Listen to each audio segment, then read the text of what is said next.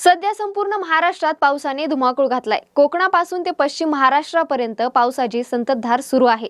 त्यामुळे जनजीवन पूर्णपणे विस्कळीत झालंय। हा पाऊस सुरू असताना आपण कुठे प्रवासाला निघणार असाल तर कुठे काय सुरू आहे ही परिस्थिती समजून घेणे आवश्यक आहे। मुंबई पुणे द्रुतगती मार्गाचा विचार करता या मिसिंग लिंक प्रकल्पाचा प्रचंड गाजावाजा करण्यात आला होता।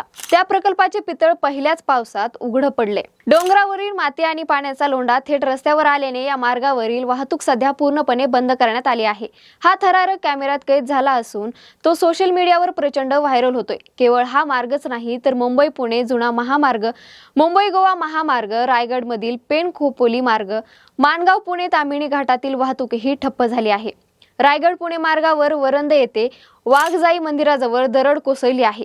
पुणे मुंबई दोन्ही दिशांची वाहतूक पुढील आदेशापर्यंत पूर्णपणे बंद करण्यात आली असून नागरिकांनी या मार्गावर प्रवास न करण्याचे आवाहन प्रशासनाकडून करण्यात आले आहे। केवळ रस्तेच नाही तर रेल्वे वाहतुकीवरही याचा मोठा परिणाम झालाय। कर्जत खोपोली रेल्वे ट्रॅकवर दरड कोसळल्याने आणि खडी वाहून गेल्याने रेल्वे सेवा ठप्प झाली आहे। मुंबई उपनगरीय रेल्वे सेवा ही विलंबाने सुरू असल्याने चाकरमान्याचे अधोनात हाल होत आहेत। पश्चिम रेल्वेच्या वसई विरार पट्ट्यात पाणी साचल्याने गाड्यांच्या वेळापत्रकावर परिणाम झालाय। या पार्श्वभूमीवर राज्य आपत्ती व्यवस्थापन प्राधिकरणाने मुंबई महानगर क्षेत्रासाठी महत्त्वाचे निर्देश दिलेत। हवामान विभागाने दिलेल्या रेड अलर्टमुळे मुंबई येथील सर्व खासगी कंपन्यांना कर्मचाऱ्यांसाठी वर्क फ्रॉम होम च्या सूचना देण्यात आल्यात। सरकारी कर्मचाऱ्यांनाही दुपारनंतर अर्ध्या दिवसाची सुट्टी जाहीर करण्यात आली आहे। मुख्यमंत्री देवेंद्र फडणवीस यांनीही नागरिकांना सावध राहण्याचे आवाहन केले। आज दुपारी ताशी 80 ते 90 किलोमीटर वेगाने वारे वाहण्याची शक्यता असल्याने अत्यंत गरजेचे असेल तरच घराबाहेर पडा आणि पर्यटनासाठी अजिबात बाहेर पडू नका असा स्पष्ट सल्ला मुख्यमंत्र्यांनी दिलाय। लोणावळा आणि महाबळेश्वर मध्ये तर पावसाने सर्व विक्रम मोडीत काढलेत। लोणावळ्यात 24 तासात 670 किलोमीटर पावसाची नोंद झाली आहे, तर महाबळेश्वरात 473 किलोमीटर पाऊस पडलाय। कोयना धरणात पाण्याची आवक मोठ्या प्रमाणात वाढली असून धरणाचा पाणीसाठा वेगाने वाढतोय। या अतिवृष्टीच्या पार्श्वभूमीवर मुंबई, सातारा, लोणावळा आणि इतर अनेक तालुक्यांमध्ये शाळांना सुट्टी जाहीर करण्यात आली आहे। विद्यार्थ्यांना सुरक्षित ठेवणे हाच यामागचा मुख्य उद्देश आहे। मात्र या परिस्थितीवरून आता राजकीय वातावरणही चांगलेच तापले आहे।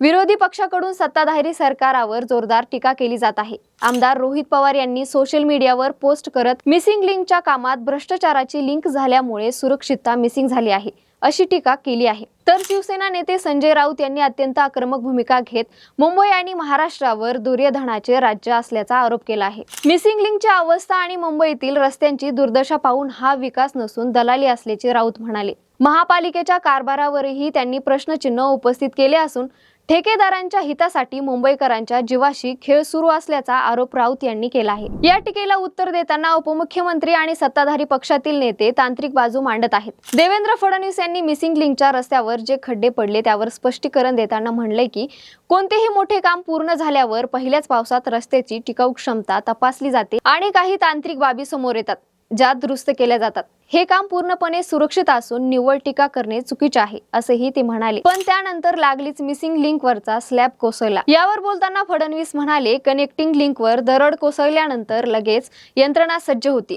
खूप लोक अडकली नाहीत, लगेच वाहतूक परावर्तित केली। गाड्या बाहेर काढत आहोत। आजचा दिवस अत्यंत महत्त्वाचा आहे। मंत्री गिरीश महाजन रात्री 1 वाजता मानखुर्द येथे होते। झालेल्या घटना व त्यावर केलेली कार्यवाही तसेच तयारी आधीच केलेली आहे। मला राजकीय बोलायचे नाही।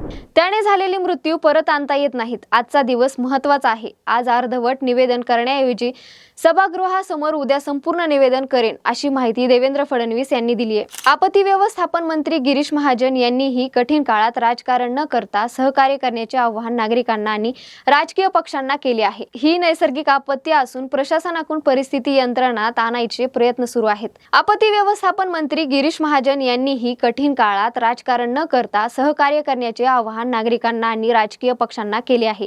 ही नैसर्गिक आपत्ती असून प्रशासनाकडून परिस्थिती नियंत्रणात आणण्याचे प्रयत्न सुरू आहेत।